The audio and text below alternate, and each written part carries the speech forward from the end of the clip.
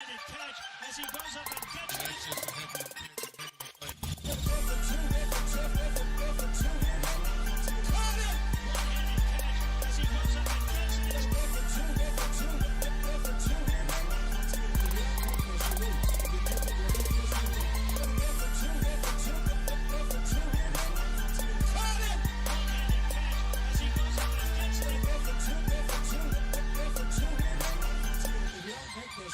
If you make it, you're in a position to win.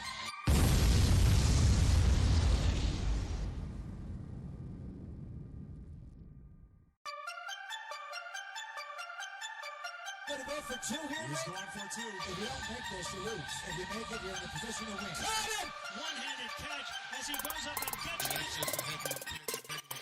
Gonna go for two here. Go for two here. Caught him! One-handed catch as he goes up and gets it. Go for two here. Go for two here.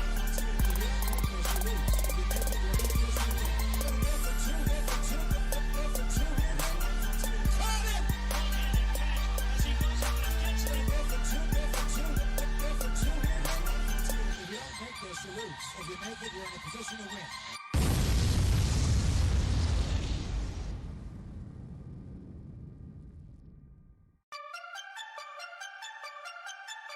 Gonna go for two here. He's going for two. If you don't make this, you lose. If you make it, you're in a position to win. Caught him! One-handed catch as he goes up and gets it. That's just a heavy play. Gonna go for two here. Go for two here. Caught him! One-handed catch as he goes up and gets it. Go for two here. Go for two here.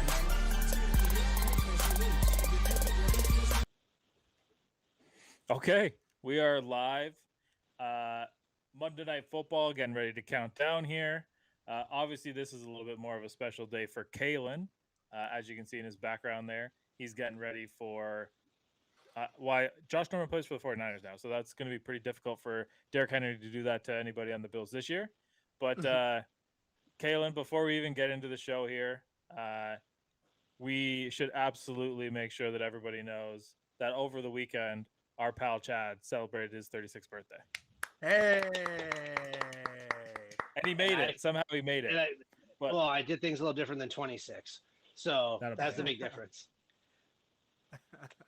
Wasn't as many beers. There wasn't as many toboggans this weekend, we'll say. Kept it relatively nice chill. to see you go around the sun one more time there, Chad, for sure. Well, we're gonna do at least three. We're gonna do at least 3 or 4 more times. We gotta hit 40, right? Yeah. That's what I like to hear. Mm-hmm. So yeah, Monday night, boys. man. Yeah, go ahead, Kalen. Before we get started here, because we got a lot of football to talk about, and sorry, I was actually answering something on Facebook. Let's talk about this game a little bit. We're gonna circle around it a little bit more halfway through the show here, but before anybody starts watching their Monday night kickoff here, how you feeling about this one? Well, I mean, here's where my worry lies. It's going to be the offensive line. The Buffalo Bills defensive line just rotates in and out all game long. And our offensive line has given up the most sacks all year long. So those are 2 recipes for disaster going hand in hand. We talked about it before coming on the show. Christian Fulton's not playing, who is arguably our best secondary player. I know stat-wise Byard would probably be that guy, but Fulton is probably the best player. So that means that the rookie Farley is getting thrown into the wind. He's thrown to the wolves. Sorry, he's going to have to kind of learn on the fly, covering players like Sanders and Diggs. Jackrabbit Jenkins has not lived up to the pay that he's getting. So hopefully we'll see some crazy secondary type of lineups and alignments that Vrabel likes to bring to the table. I've said it before about the Titans when they play bad teams. They like to play to their competition, and we've seen them do that with the Jets. We saw them do that with Jacksonville, and then they play a team like Seattle, and they end up like playing in Seattle. You know, after 2 years, everybody thought that was going to be a pretty hard game to win. So this is in Nashville. There is a lot of Buffalo Bills fans in Nashville right now, guys. I don't know if you've been paying attention to the news or not. I actually heard that they renamed the city to Nashville. I don't know if this is true or not, but there was some sort of algorithm thing where they determine where the player or the fans are coming from that are buying the tickets. And right now they're sitting at like 52 or something like that % is going to be going for the Bills. So it's not even really a home game right now from the looks of things, which is typical in Nashville. So, man, but we got on another level here. Your fans are that bad. It looks like everything that we're saying is getting like in closed captions. I think we just went to another level here. Oh, giddy Uh, up. Oh. That's sweet. Yeah. Yeah. Oh, Liam set that up. Perfect. Oh, well, there you go. Good for me. Anyway, before we get started here, because we got a lot to talk about, we always got to make sure to call out our friends over at CoolBet. Right now, one of us on this show is number 2 in Canada for NFL picks. It's not me. It's not Chad or Kalen. And yeah, it's me for sure. So if you're betting with us and you've been rolling into a pretty good situation, I'll tell you one that I got wrong, and that is the Chargers losing to Baltimore. Oh yeah. It was a pick'em style game, and you definitely thought that it was going to be a better game, a little bit more competitive. But in the Yeah, first that's what I quarter, it did. looked like that one was done, right? Yeah, Chad tied it because he decided to pick both teams. Yeah, you can't lose if you take both teams. Yo, should we take away a survivor pick for that, Kalen? No, I know you can just give me 2 losses. I think that's only fair. I don't get. Yeah, I only get my primetime win and my survivor win. yeah, that's fair. There's no way I can take my other team. The best part was I was pretty confident in that pick when I made it. I was like, yeah, the Ravens could definitely win this game, and then I was like going through the different games. Because yeah, the Chargers could definitely win. Wasn't even cluing in that was the same game as I was picking it. Pretty sick you game to just- watch, though. If you're a Reading's hard, defensive guy- guys. Yeah. If you're a defensive guy, that game was really fun to watch. The amount of blitzes, the people that were at the line, Derwin's at the line, Chuck Clark's at the line. It was a crazy different, like we were just talking about what I hope Tennessee brings to the field tonight. That's what I hope they bring, is exactly what that game was, back and forth. Unfortunately, the Chargers really couldn't capitalize on anything, right? Well, you can't blitz Lamar. Yeah, You Yeah. can spy Lamar. If you blitz a guy like Lamar and you miss, you just took a whole man out of the field, and that's a hole for him to attack. That's the worst thing you can do to a quarterback like that, of that caliber, that athleticism. You can't blitz Yeah, them. You you can contain them. You got to keep them packaged in. You can't just take a shot at him. When he's You go faster on than a every road fucking game- DB. yeah. You go on a road game like that, you need to pack your defense and your run game. And unfortunately, it looks like the Chargers might have lost their luggage at the airport, because neither one of those things traveled with them to Baltimore. Their run defense might be like historically bad. Yeah. It's going to be bad, and that's really going to hurt them when it comes time to these cold weather games. And if they somehow make it into the playoffs, still, somehow, I don't think that this. Yeah, I'm not writing let me off their season because they had yeah. that Let loss. me preface that by saying that I don't think that this loss is either going to also going to be a loss that hurts them long term. I think this is a loss that this team, that's a very young team all around, can certainly learn from, for sure. Right? It's tough to go into Baltimore and win. It is, and when you don't have a run defense, and you're playing Baltimore, which is all run, that's a recipe for disaster too, right? So think they can learn from it, maybe figure it out for the next game. They can still get out of their division, and that's all that matters, right? The Chiefs aren't running the fucking ball. Yeah, well, I mean, the Chiefs are a whole different story, and we'll touch on those guys a little bit. But is Baltimore a little bit flying a little bit under the radar here, because they weren't really getting any? I wasn't giving any. I hate Baltimore, but I don't hear any love coming to them. I hear a lot of Lamar Jackson's an awesome passer, and that's why he threw for 169 yards this week. And that's Premier, by the way. Yeah. I mean, just a stud. But going into this game, like if you said Bills Chargers AFC Championship game, sure, sign me up. I'll take that bet. Does this put that into question, or is this just like 1 week, doesn't matter? Let's see how they react. Yeah, I still think the Chargers are the second best team in the AFC. They had a bad game. It happens. I think the Bills are the best team in the AFC. I think there's no one's going to fight me on that. Sorry, Kalen. They're going to run you guys over tonight. That's my bold prediction for the night. Tennessee gets fisted Run by a us Buffalo. over. Yeah. One of those. And then, but yeah, I just think the Chargers, I think they can do all the right things. I think they played a horrible game plan, chasing around on defense. Once again, blitzing all day, not the right way to go about it. And yeah, Justin Herbert's a great quarterback, but if you're not going to establish the run, you're not going to win. I don't care who you are. And if you're not going to run the ball, you better be checking down. And you better use that short passing game as if it's a run game. And if you're not going to do that, it can be a long game, and it makes it really hard on a quarterback. I know Justin Herbert, he's having a phenomenal year. He's probably one of the top 7 in the league. But you can't just leave a quarterback out like that to dry against a good Baltimore defense. Right, and I mean, I was kind of prepared for a little bit of a letdown for Baltimore after the way that they beat the Colts, and I mean, that game that had a wild finish, and we already kind of covered that off last week. But I expected a little bit of a letdown from Baltimore emotionally, and I definitely expected the same thing from Indy. And Indy's on the docket to talk about, but uh, at this point, I mean, you're looking at the Ravens being 5-1 depending on how tonight's game goes, which I think has a huge implication for multiple teams outside of Buffalo and Tennessee.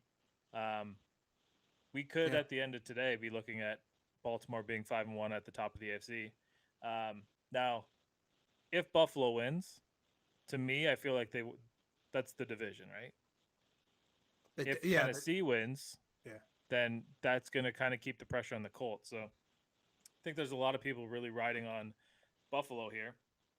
But Oh, the question, I guess, to you guys is would the Patriots be considered out of it if Buffalo wins tonight? Yes. yeah, That's 3 games, right? yeah. I mean, it's like are you talking about out of the division or out of the playoff chase in general? Well, I think the division. I mean, the playoff race in general. Like right now, they'd only be 1 game back, and there's a couple tiebreakers, whatever. Like, if the season ended right now, like as wild as it is, the Steelers are the 7th seed. Yeah. Oh. How does that make you feel? That doesn't feel good to say, huh? Well, hey, and I put the Steelers on the very end just in case we don't have time to talk about them.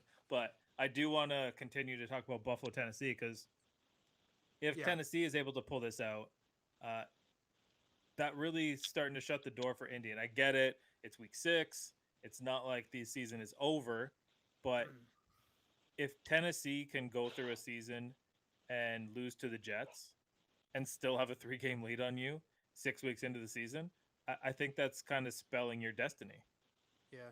Well, they still got like the harder teams left in their schedule, the Colts, in the tail end of their schedule. They still got to play the Raiders, who I still think they proved this week, and they're a pretty damn good team, division opponent going on the road after everything has happened there. So they got them to play. They got the Bucks to play still. They got to play the Titans again one more time, which is always a tough game. So they do have some tougher teams down the stretch, whereas Tennessee has the easier games down the stretch. So I think we've come out of this. We're in the healthy spot now, which is nice. Right. So that helps us a lot going forward, right? Which also let's remember, Indy is still hurting on a lot of their places along the offensive line, right? So that's something that they could really patch up and get back to work as well. So I don't think that Indianapolis, man, they just barely are hanging in games. They beat up the Texans like this past Yeah, weekend. well, yeah, and that's like it's not an overreaction kind of thing, but if the Bills win, I mean, you're kind of like Tennessee's schedule over the next couple of weeks, and naturally you want to get these games out of the way now, but you have a Kansas City team with a lot to prove next week. Oh yeah, man! What a hell of a friggin' schedule that is. Yeah. Back-to-back weeks like that. Wow. That's because we screwed them last year. I think the Bills last year, right? That's why this is what we're going down for.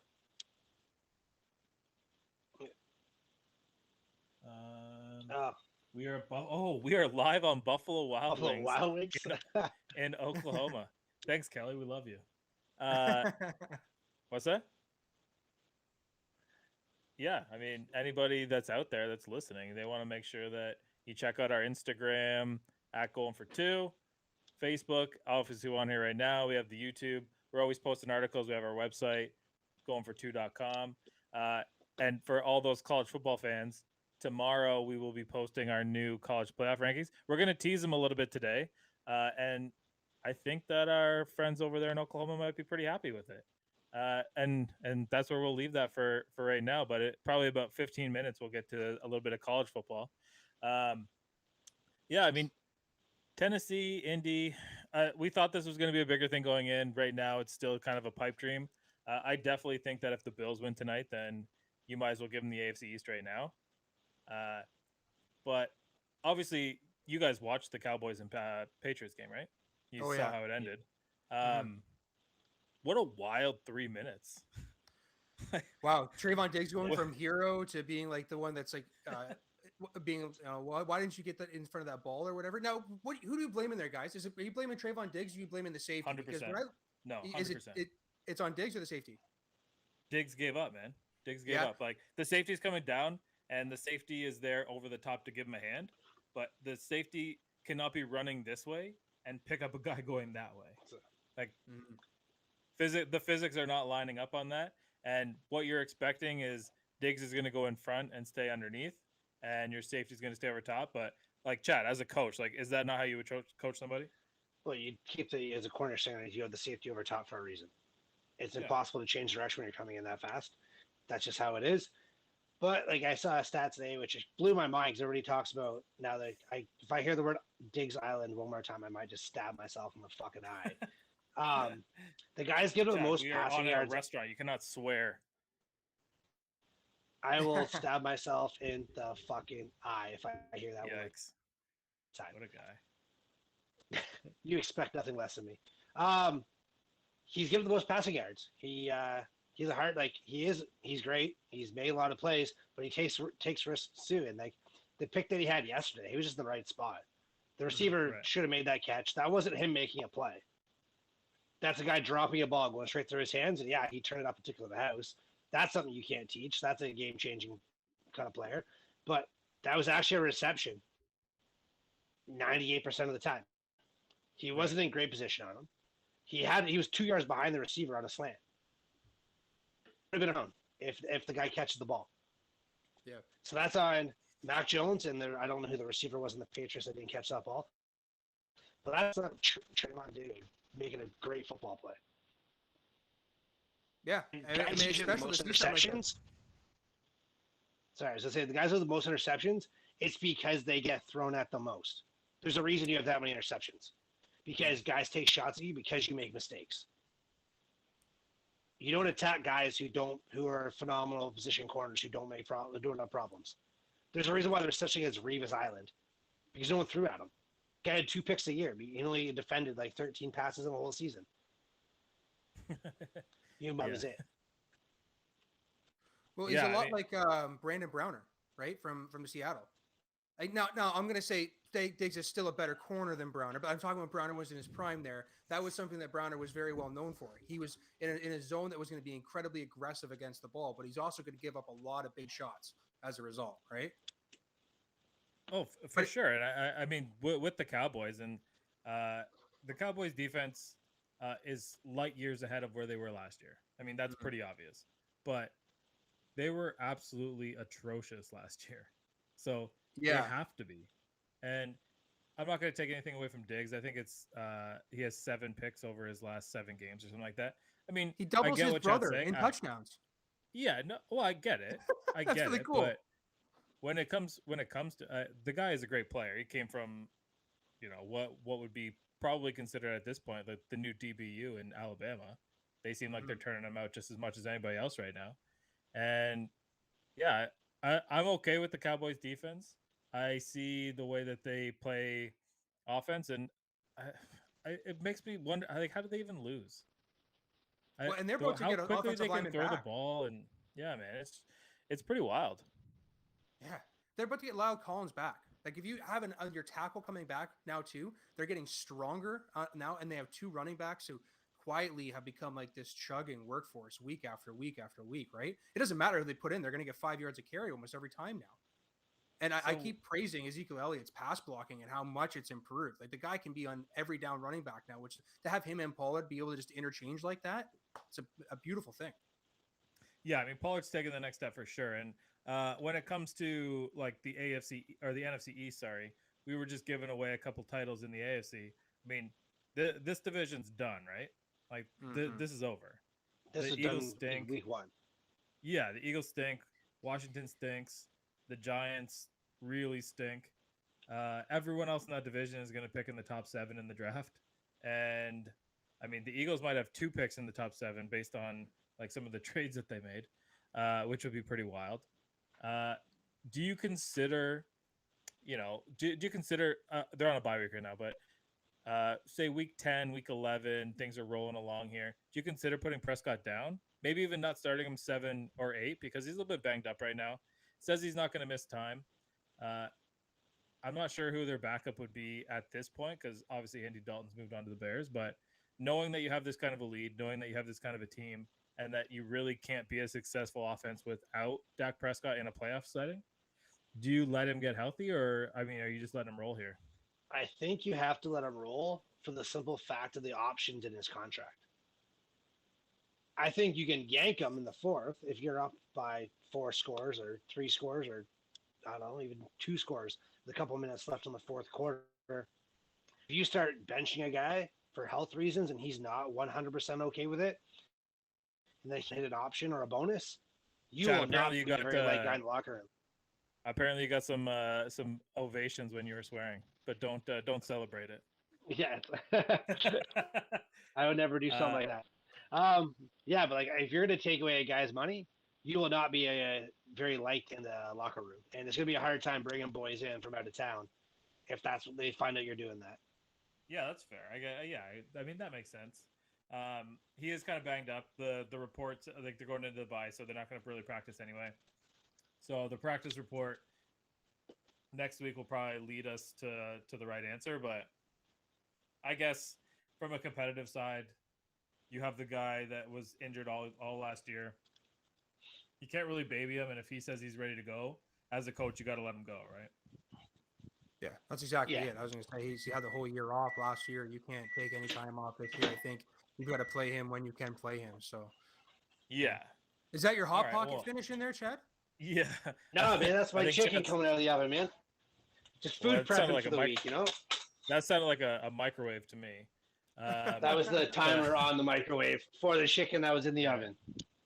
But yeah, I mean, if you're like Chad and you food prep for yourself all day, last thing you want to do is just eat a piece of chicken. So why don't you call our friends over at Joe Cool's?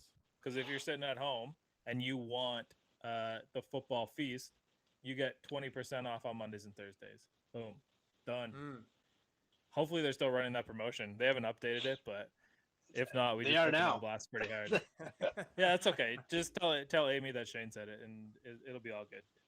Sad for the going for 2 combo that didn't exist last year. It worked out great for Yeah, us. hell, man, she hated us for that. Yeah, that's a fun story for another time. We talked a little bit about the Raiders and the Broncos. It was obviously a big game. None of us were backing the Raiders, from what I could remember. No. Not even a little bit. I don't think What? anybody was on board with them. You stop it!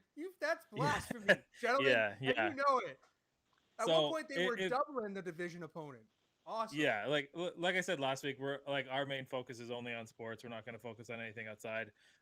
Obviously, losing their coach did not impede their ability to play football. They actually looked like the team that they did against the Ravens, and I don't think that they looked incredibly well when they beat the Steelers or I can't think of who they beat in the third game, but yesterday might have been one of their most complete games, and that's a good defense that they picked apart too.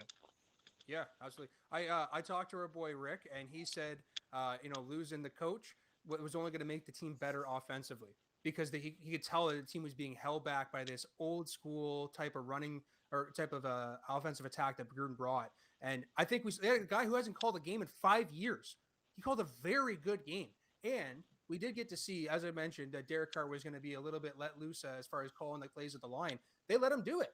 And he did really, really well against a defense that isn't bad either. And it's, again, a division opponent. You're playing in Mile High. And it's never going to be easy playing in Denver. It's awesome that they were able to do that. Like I said, they were almost at one point, they were doubling up the Broncos. So they're a tough team. They're a tough team to watch here going down the stretch. I don't know if the interim coach is going to get it. This is his first chance in 20 years. So I don't know if he's going to get an opportunity to take the team over after. Apparently, from what I read there, Davis is looking into potentially even finding out whether or not Mayock is going to stick around. He's hiring an outside agency.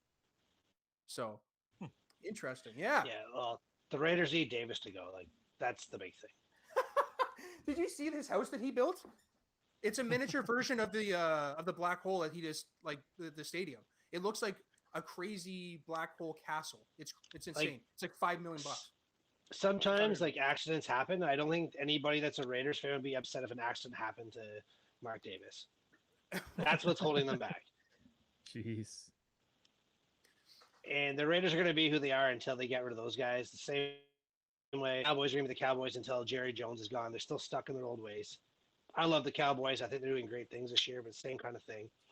And I think the Raiders are the same kind of team. And they're gonna just be the Raiders. They're not going to win their division. I think they are going to improve. But I think Derek Carr is just planning to go somewhere else.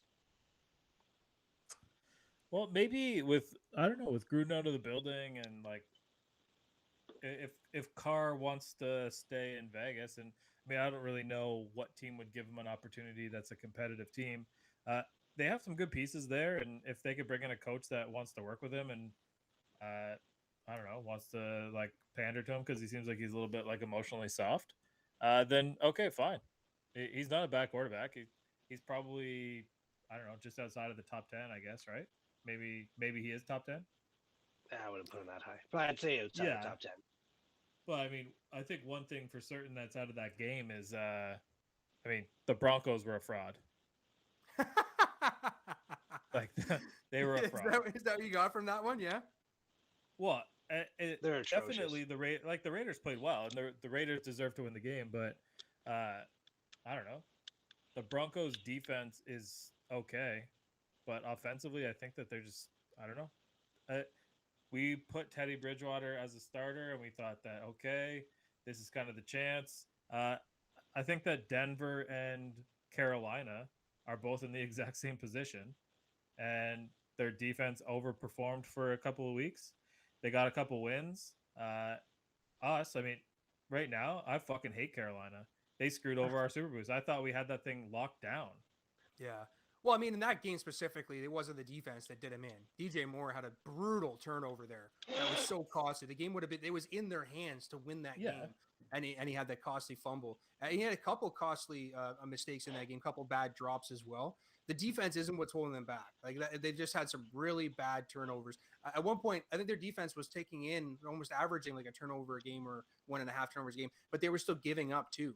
So it's just stupid turnovers that are happening. Not having CMC. Now they've lost him for 3 more weeks, I guess, or maybe 2. I don't know how the IR works because they put him on, I think, before the games. I think this game counts or something like that. So maybe 2 more weeks. But regardless, that's pretty big for a team to lose a player like CMC. So DJ Moore needs to step it up. Needs to come back to the game. So I think Sam Darnold deserves an Oscar because he played an amazing lead character the first few weeks of the season. And he made a fool of me. He made a fool of a lot of people. And Sam Darnold sucks. He had CMC the first 2 weeks, and he looked like he was a complete reborn player. Without CMC, he is horrible. Now, I don't think it was the Jets. I always thought it was the Jets and Adam Gase. I actually think it was Sam Darnold. And I was really on his side, and I thought he was going to turn his career around. And he played me for a fool. And I don't like him, and he stinks, and I'm glad he's in my division. Well, there you go. You have it from Chad, the quarterback guru, breaking down all the stuff that he's doing right and wrong. All right. Yeah. I mean, so whatever. I think that we're kind of all in agreement. The Broncos are frauds. Carolina's a fraud.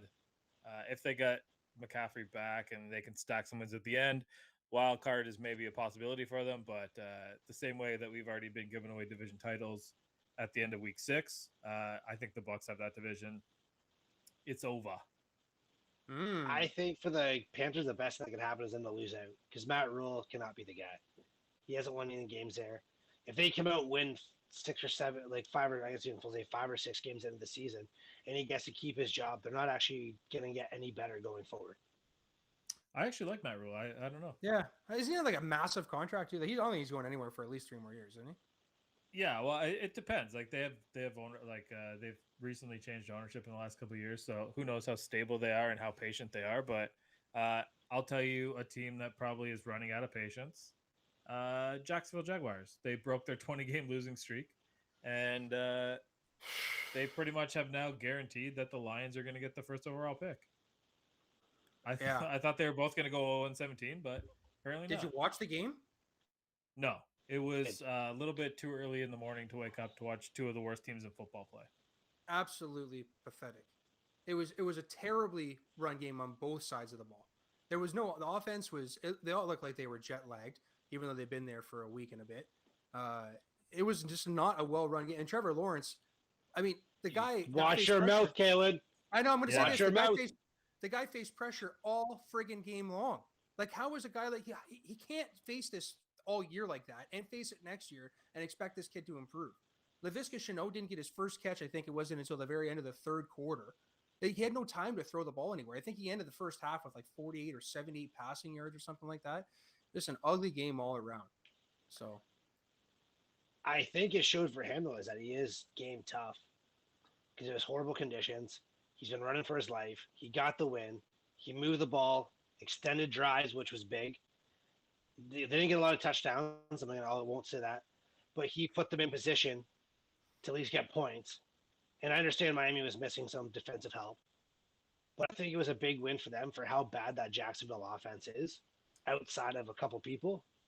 Like James Robinson is the only actual real football player on that offense outside of Trevor Lawrence. Their offensive line is horrible, as you said. I was going to say Marvin Jones had a pretty sweet friggin' catch that game, man. That was about the highlight of the game for me, I think. Well, Miami only had their third and fourth string corners in, so they had nickel guys playing on the outside. It was a glorified exhibition game is what that whole game was. But I think Trevor Lawrence getting that first win is going to help him out. Like I said, the one thing I noticed was them extending drives. I was like taking that as the win offensively. And their defense stopped the Miami defense, or offense, sorry. And to make Shane even look smarter, Tua sucks. He does suck. And I don't like to make Shane feel like, sucks and Shane smart. Yeah. Two things that Shane's got a boner right now. No one can see it. When he hears things like that. Yeah, watch out. My sweatpants shorts are starting to ride up a little bit. Yeah, I don't know. Like that's about enough of talking about the Jaguars or the Dolphins on the show. I think we'll save a lot of time for those guys when it comes to the draft. But something that's going to circle around the draft is Kelly. Here we go. College football. Obviously, like we're not moving Georgia. Georgia's number one, and I don't know how much college football you guys got to watch this weekend. I didn't see as much as I wanted to. It seems like every week Oklahoma's on TV, and that's the game that I end up watching. And I want you guys to tell me if you think it's crazy that if the playoff rankings came out right now, if it went Georgia, Oklahoma, Cincinnati, Ohio State. Well, how do you feel about those four right now? Iowa didn't stick around for too long, did they? Here's the thing. I mean, I haven't completely eliminated from contention because they have a possibility to play an undefeated team in the Big Ten championship, if that's Michigan or Michigan State. Yeah. Or if they were able to knock off Ohio State, it might bode well for them. But right now, if it's not a team from the Big Ten East, they're not making the playoff. And with that Iowa loss, I think it swings the door open for a team like Ohio State, Alabama, and a dark horse. And Kelly's probably going to come after us for this one. Oklahoma State. I think that if Oklahoma State can run the table the way that they are and get themselves into the Big 12 championship game, win that game, it's going to be really hard to keep those guys out of it. Well, they got to play week 13, Oklahoma and Oklahoma State. Yeah. That's the last game of the year for them. So there you go. That's winner moves on. It's that simple. Seriously, more or less, that's how it's going to come down to. Wow. Oklahoma is the cream of the crop of the Big 12, man. There's no ifs, ands, or buts about it, especially now with the kid taking over. They're a different team now. Yeah, it is different, and like the Spencer Rattler conversation. I mean, Chad nailed it.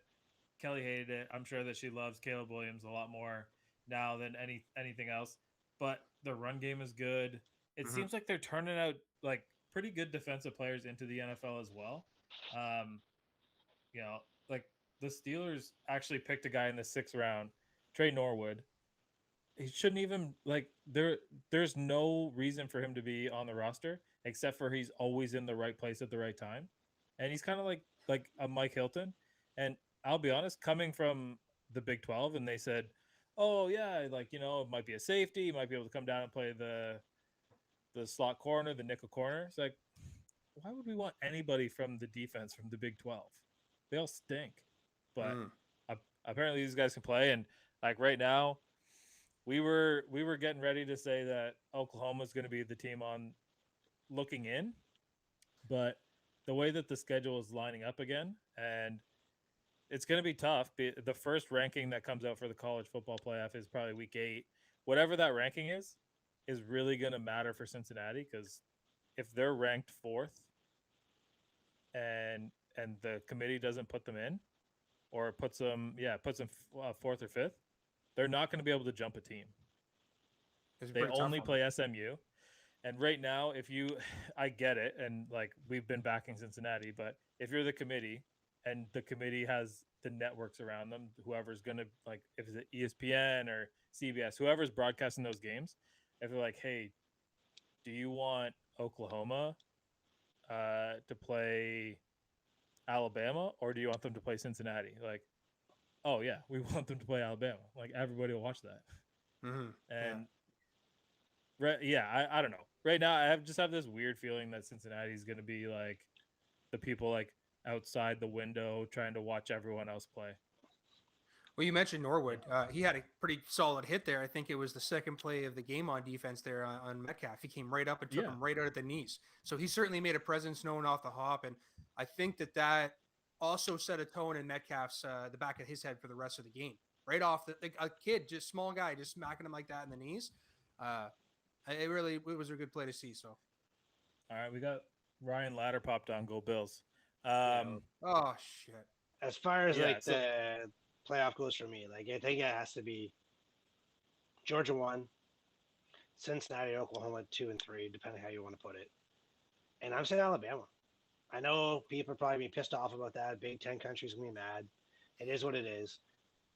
I think it's all going to come down to obviously the SEC championship game, but I don't see how you don't put Alabama back in. They run the table. They went up and they beat up on everybody. Everybody still knows if you play them anywhere in that 1 to 4 spot, there's a good chance they're winning that game, and people are going to watch. And kind of to what you said, Shane, with the committee getting involved, if Cincinnati's a 3 or a 4, and you're putting Bama and Ohio State in, you're going to get more views for that. And so Cincinnati cannot hiccup. They can't even let games get close.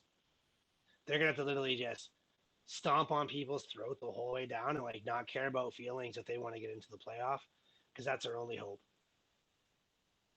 Yeah, I mean, their best games that they'll have ahead of them for Cincinnati would be they're going to play SMU in the final week of the regular season, and then probably play SMU in the AAC championship game. And yeah, I mean, I don't know, playing a team back-to-back weeks is going to be difficult. Obviously, both teams will be in the same situation, but Cincinnati has any kind of a stubble, like you said, I think that they might end up being the team looking in. And if you're asking me if I think 2 SEC teams, the Big 12 and the Big 10, are going to be the ones represented, and Cincinnati is going to be on the outside looking in, I do. I think that makes sense. The worst thing that can happen is SMU and Cincinnati both splitting that series. Yeah, that's literally for that whole conference. They need one of those 2 schools to run the table. They can't they can't split that series or it's over. And then you're just sending both teams out.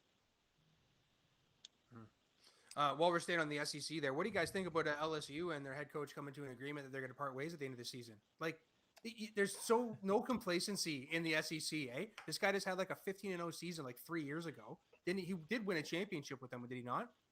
Yeah. And I mean, it was the Joe Burrow, but I think, and like, you know, if anybody is an LSU fan watching this, they're probably going to hate what I'm about to say. But as much as like he seems like a good leader, he seems like people would be captivated by the way he talks.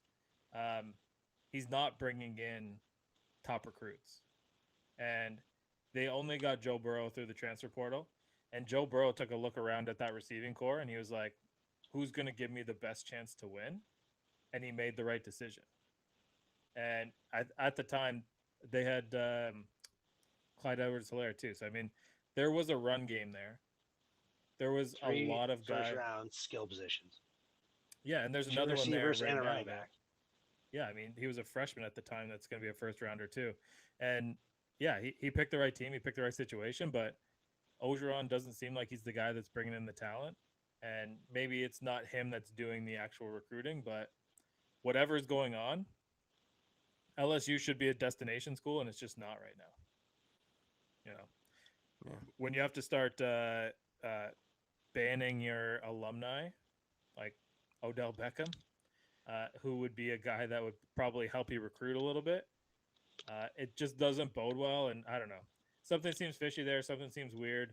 It's weird that they would come out at this point in the season and say, like, we've agreed to part ways, unless they're really, really trying to bring in somebody that can bring in a better recruiting class. And that's the way that I like. Why else would you say that on week 7?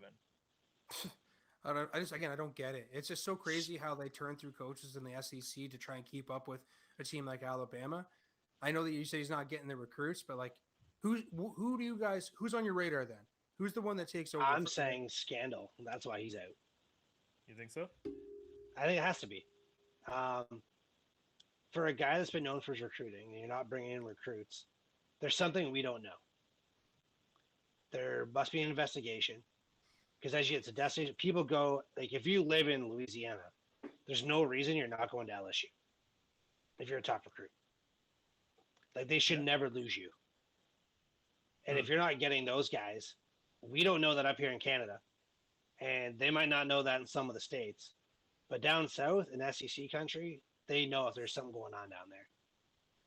And something has to be going on there if players aren't going there. Even before Ed Orgeron was there, they were getting those talented guys. So there has to be something else that we just aren't aware of yet that's going to come out. Once again, if they're announcing it now, they're letting him walk peacefully. Do you think it has anything to do with a coach like Lane Kiffin coming into the conference, though, and starting to pull some players? Because Old Miss, I mean, you're right, Chad. If you live in Louisiana, you're going to LSU, but now the team that you also think about is those Mississippi schools, Mississippi State, Mississippi Valley, the team we were talking about, the Old Miss. Those are teams that are now drawing these recruits out from a team like LSU, unfortunately. But is that what it is? Do you think is that the coach? Is that the new up and coming coach all these kids want to play for besides Alabama? Well, Lane Kiffin's a snake, man. No kid's gonna go there. Look at some candidates that are out there. I mean, I don't think that Jimbo Fisher would jump from Texas A&M to LSU, stay in conference. Like, it just doesn't seem like it's his style. But a name to keep your eye on is Dion Sanders, because that guy brings talent. And he's already been able to be successful in the division that he's in. I think that his name brings a lot of clout. His name brings a lot of professional style coaches with him. And you bring a guy like that there, and I think that your program's turning around instantly. He got historically black college into the top 50 in recruiting. And they put out a page, and like his budget for the year was $2.5 million. Everybody between 45 and 60 was in the $15+ million for recruiting budget. So the other big name they're saying is they're going to go all in on Brian Kelly. Oh, you know what? I saw that today, and I am not okay with that. So Kelly's saying that maybe Matt Campbell from Iowa State. Oh, okay. Well, what do you think about that pickup then? Is that a powerful enough pickup, a big enough name for a team like LSU? Because it seems to me that their team, the coach that they hire next one has got to be one of the splashiest coaches that we probably heard in the last few years, right? Well, Brian Kelly would be their splash. Like what Chad's saying, Brian Kelly would be a splash. I don't know if he brings the recruiting juice that Dion Sanders would, and I'm not sure anybody else would outside of maybe Nick Saban, right? Mm-hmm. So if it's a recruiting issue, you probably want to get like a guy that's got a little bit more swag. If it's a guy that you want to build a winning program, well, then it has to be Brian Kelly. When he took over Notre Dame, we were an 8-5 program. And now we cry about 10-2 seasons. Yeah. And we're not getting the highest end talent. We're getting our best recruiting classes we've ever had, but we're still not competing with Oklahoma, Alabama, Ohio State, Clemson. Maybe this year we could have. But like we're not competing with the top schools. We're a top 10 school. We're not a top 5 school. But I think he's tapped out the best he can get out of Notre Dame. I don't want to see him go because I don't want to go back to the 8 and 5 years. It was horrible. Yeah. Like when you're calling a 10-2 season a loss, that's a great problem to have. Mhm. And then if you take that name and you take that attitude, because he flipped Cincinnati as well. And that's what people don't remember. He flipped Cincinnati, and they had a really good couple of years when he was there. And he changed our program. Could I see him leaving? I really fucking hope not. But if a job like LSU comes out, how do you say no to that?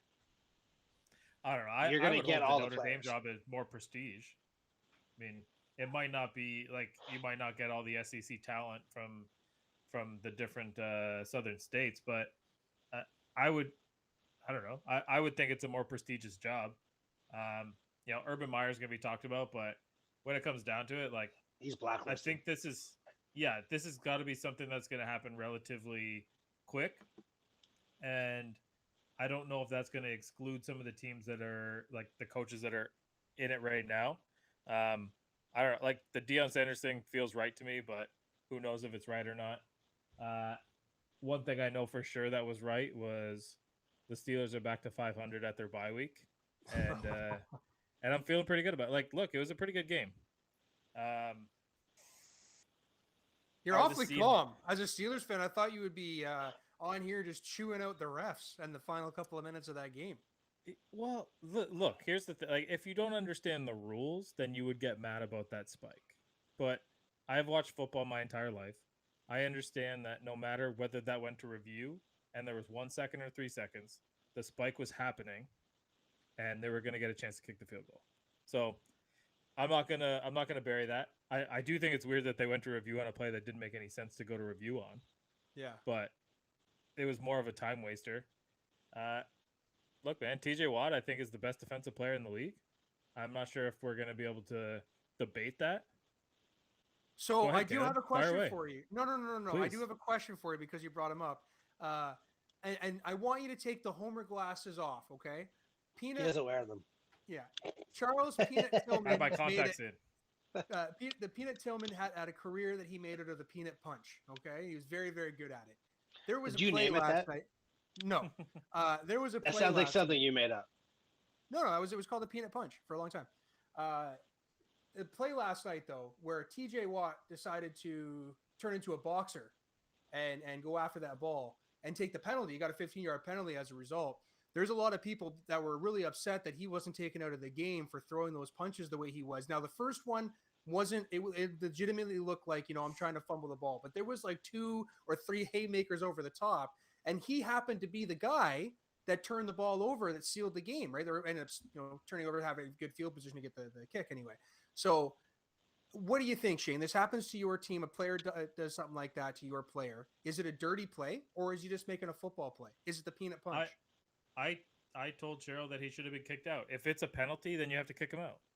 That's because thank you. Oh, If you're saying it's unnecessary roughness for punching, mhm. and you're saying that he made contact with him, then yeah, it's an ejection. Yeah. But Okay. Was that going overboard? I don't know, man. It's football. Like, I don't think that the 240-pound running back Alex Collins was upset that someone was trying to punch the ball out of his arm. Like, No. give me a break. Now that And leads me. Go ahead. I was going to finish. I thought you were going to be done because it was silly. Alex Collins probably didn't take any offense to it at all. It was more the people after from the Seattle fans that were complaining about it. But there was also another pretty crazy call there, right? The whole the tuck rule almost came back into effect, right? So I was pissed about that. Well, here's the thing. Like, if that's the case, like, they need to have a camera, like, always on the sideline. Because if that wasn't a primetime game, they wouldn't have even had the angle to go and look at it, to look at something like that. And that to me is absurd. Chad, you played quarterback. On a pump Got fake, it. you pull it back the second time, and you come through, and then as you're finishing your throw, the ball comes out. Is that a fumble? So I pump once, pump twice, out, and it Yeah, comes so- down, or Boom, boom, and then you go to pull it down, and the ball comes down. that's an incomplete pass. So they're saying because the ball tip was parallel to the ground, that he had control over it and then dropped it, and they called that a fumble. On If the like, arm's coming forward, given the rule, tuck rule or not, that's an incomplete pass. If you're throwing a ball and this throwing motion is happening and the ball slips out of your hand, they're calling that an incomplete pass. I didn't even see the play. The way you're describing it to me, though, everything says incomplete pass about it. If you're I'm gonna, looking for the exact quote. It's pretty funny what Ben Roethlisberger said. The description, because he said, "Yeah, I went and asked Josh Dobbs, the astrophysicist, or something like that." But yeah, Chad, trust me, you'll see this highlight and you'll be like, "What the fuck? Like, how could you possibly penalize a quarterback for not throw? Like, it was throw an interception or pull the pump fake down." well, there's one in the Georgia game this weekend. They were down in the red zone, and the Kentucky guy caught his arm, and they called it a fumble, and the arm was going forward, but they said the ball was out before that happened, and this kid had full control, and they called it a live fumble, and they gained 8 yards from it because the ball went forward for the exact same thing, which is the most messed up thing I've ever seen. So now, in this situation, if that ball goes forward and Pittsburgh recovers, gains 8 yards, I guarantee you they're calling that an incomplete pass, and that's the frustrating part. Yeah. Exactly, and it was potentially like a game-changing play, and ultimately things worked themselves out in the end, and the Steelers persevered, and T.J. Watt had a huge play in overtime, but at a certain point, This guy is I so thought, worth his contract, man. Like, it's not Yeah. often that players actually live up to their contract. This guy has done it every game he's played. But so you look at the coaching decision of Tomlin, like they get it, first down on the 20-yard line, Ben Roethlisberger sneak, and then kneel right in the middle of the field, and they just go ahead and kick it right away. Like, not many coaches would do something like that in overtime, just especially like it's a home game, right? You have your guys, you have your team behind you, you have the whole crowd behind you. It takes a pretty ballsy coach to kick it on like for something like that. Is this where you're gonna? Is Mike Tomlin like one of the best coaches of all time?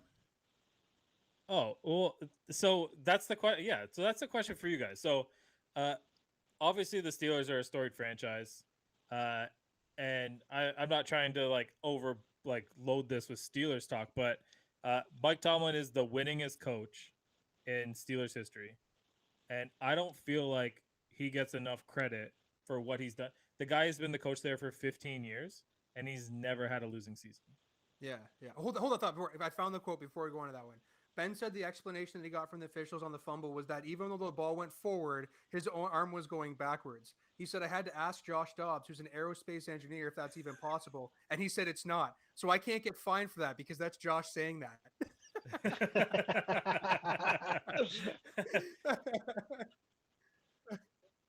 Oh my God. Yes. The MVP, we talked maybe a year too early about the MVP conversation, right? We'll get into that in just a half second. Mike Tomlin, you know what, Shane, you're right. I do think that he doesn't get all the credit he deserves because somebody like Bill Cowher, he still is like touted as like this amazing head coach and everything. And Tomlin's better than him by a large margin. He's a better coach than him, right? But Bill Cowher had incredible assistants around him that did not. I'm not saying I don't want to make it sound like Bill Cowher wasn't a good coach, but if I had to put those two neck and neck, Mike Tomlin is the better coach and by a wide margin. Yeah, the only good assistant that I can think of that Mike Tomlin had around, he let go, and that would be Bruce Arians, which is like hilarious. It's a story for a different day because there's a little beef there that we won't get into now because this show will just keep going on and on forever. Yeah, we'll miss Monday Night Football if we talk about that. But yeah, and then if that's the case, everybody at Buffalo Wild Wings is gonna hang up on us and they're gonna stop watching. But hey, make sure you guys definitely go and follow Going for Two before you shut us off for the actual game. And we are on Facebook and Instagram, so make sure you check us out. And yeah, and Kyler Murray, that guy is playing where we thought he was going to be 2 years ago, or a year ago, I should say. And how much better does James Conner look? Well, look at the people around them. There's weapons everywhere. And three really Kyler good Murray's wide receivers, right? Two and a half. We're not going to give you that, Kalen. But yeah, no, Kyler Murray's looking like the MVP, and I think at the beginning of the season, his odds are in the plus 1800s. And he's just making things happen out there. He's leading them, taking control of games. And as long as they keep on winning, I don't see him not being the MVP. And they just got Zach Ertz. Like the weakest part of their offense, if there is one, just got stronger. right? I don't want to sit here and say that Zach Yeah. Ertz is what he was 7 years ago, or even 4 years ago. He was a pretty good tight end, but he's still a hell of a lot better. Max Crosby was playing well this year, but he's now off. What you Or not just Max, said there, sorry, Max Williams, sorry. You remember the movie Major League? Where like they get the catcher and he's like, "Wish we had him 4 years ago. We did. Wish we had him 6 years ago." Yeah, I mean it's gonna be great for them. Their defense is JJ Watt. I'm getting messed up now. Is playing great. Chandler Jones is off now. I think he's hurt or something like that, so he's not been playing a little bit. But that hasn't stopped him. It didn't stop him at all. You said it against the Browns defense. Kyler didn't have to try very hard. It looked like the offense went to work against the Browns, and the Browns tried their best to keep up against the Cardinals defense, which I still think, like I said earlier with the Chargers, that's a team that they can look at the film from that game, the Cardinals, and they can learn and take it to the next few games, right? They can have their defense can have an off day against a team like Cleveland. Okay, so yeah, I mean, I think that at this point there's last week we kind of tiered out the AFC. In the NFC, I think there's probably 4 teams that are competitive and 4 teams that have a viable chance, and then there's everybody else. So, I mean, if we're looking at the Rams for sure, the Packers, I like what they're doing, the Bucks 100%, and the Cardinals. It's going to be one of those 4 teams that's representing it at the end. And I don't think there's any debate, and I don't even think Cowboys fans would try and tell you that they're in that class. They would, but they're idiots. Yeah. But well, yeah, when it comes to like for the Cardinals, I know that the Vegas odds weren't really giving them a whole lot of love going into Cleveland. The wind's coming off the lake. You heard every possible excuse as to why the Browns should beat the Cardinals. And like I told you, I don't think that the Browns are very good, and the Cardinals are tremendous. They can even sustain a few injuries because of the depth that they have everywhere. And their run game is not talked about enough. And I'm going to continue to talk about it because it has to. Edmonds and Connor, they are more effective than Hunt and Chubb. Mm-hmm. And one thing I'd like to look is a team that comes from the West to play in the East there. If they still play very dominantly by making that time change travel, that's a team to look out for. So they didn't skip a beat at all. Right. Yeah. Yeah. I mean, I'm cool with that. So for the ending, we got about 5 minutes here. Liam's already kind of trying to wind us out. Either that or he's telling me to shut up. One or the other. I can't tell. I think it's the same thing. Yeah. So the Packers and Bears game, I think that we kind of talked about it going into last week. We thought that the Packers and the Bears game was going to kind of tell you the story for the Bears season. Yeah, I mean, maybe the Bears aren't a playoff contending team, but how amazing was it that Aaron Rodgers scored a touchdown and told the entire crowd that he owns them? No, he told a woman that he owns her. I don't know if you're allowed to do that. Like, this is 2021. Well, yeah. He said, I've owned you my whole career. I don't know if you can say that to somebody, which is great, though. I'm all about it. Well, you know what? Amazing. What we saw is that he's found a solution to the taunting penalty. Just taunt the fans because you don't get calls at all, right? That was what happened in the Tennessee-Seattle game when the guy did one of these to AJ. And I remember I had said to you, if he had turned around and did it to the fans, he would have had no call. Well, Rodgers would put it on full display right there. You can say whatever you want and do whatever you want. The whole belt, the whole I still own you, my whole career. As long as he didn't say it to a Bears player, he'll get away with it. I can't wait to hear his story of this on the McAfee show tomorrow. He said he blacked Aaron out. Rodgers. Yeah, Aaron Rodgers Tuesday is going to go off tomorrow. I cannot wait for that. Mm-hmm. You say he blacked out? Yeah, he said he blacked out. He when said he he's like, I don't even know how it came out. It just like started to come out of my mouth, and I just went with it, and that's it. Maybe he should have Poor run to the guy. 10th then. You put things you shouldn't say to the media during a football game. I mean, I don't know, man. If I'm in a stadium, an opposing stadium of 80,000 people, and I see somebody give me the bird after scoring a pretty friggin' sweet touchdown, I probably black out too and say some pretty stupid things. I'd probably give him the good old DX. Yeah. 2 years ago, I think we all would have agreed that we hate that guy. Over the last 2 years, he's kind of like showing a little bit of spirit here, and I don't know. I like the guy. I think he's just a cool guy. Yeah, Him and Tom Brady are the coolest guys in the NFL. 100%. And yeah, I mean, anything else? Anything else you guys want to talk about? I mean, I know that the Braves are up 2-0 on the Dodgers, and Wow.